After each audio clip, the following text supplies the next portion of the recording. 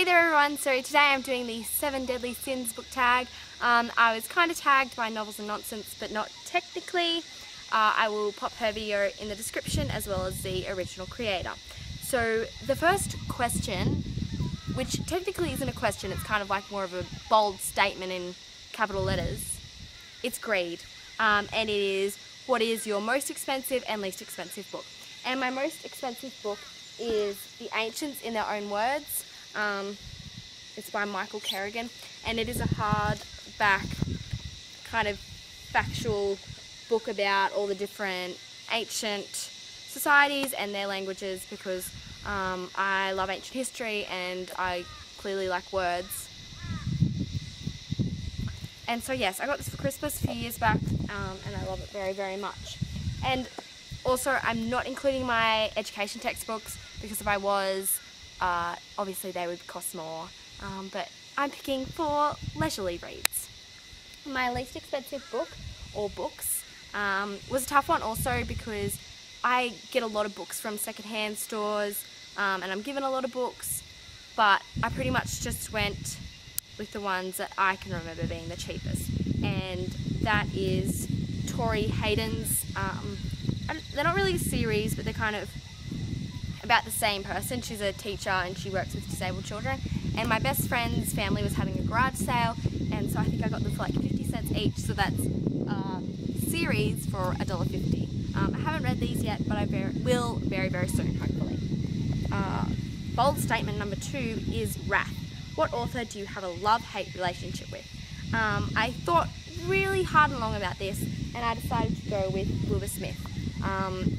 I've only read the River God series. This is the Quest. I think it's like book 3 or 4, and I really, really love this series. It's on ancient Egyptian, like some of it's kind of set back in ancient times, and then some set in modern times, and they're doing the quests from the quests. Get it? Get it?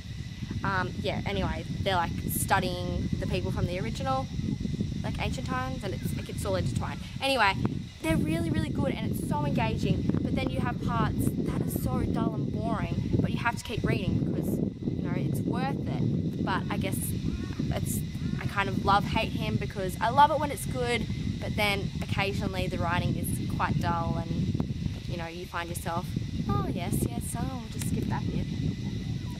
Bold statement number 3. Gluttony. What book have you deliciously devoured over and over with no shame whatsoever? And I know you're all agreeing with me. Harry Potter. No shame ever. Sloth. What book have you neglected reading due to laziness? It is Inheritance by Christopher Paolini. I don't know if I pronounced his last name right, but I've read the first 3 twice, I think.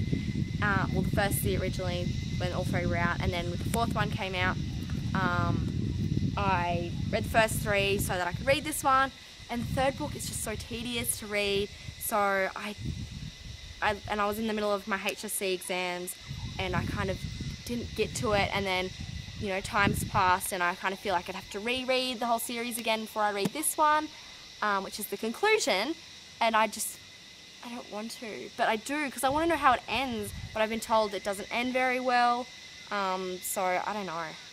One day I will get to it, but just not any time in the foreseeable future. The next one is Pride.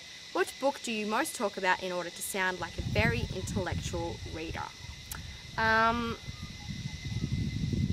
This was tough, but the only thing I could kind of think of was Herodotus, The Histories.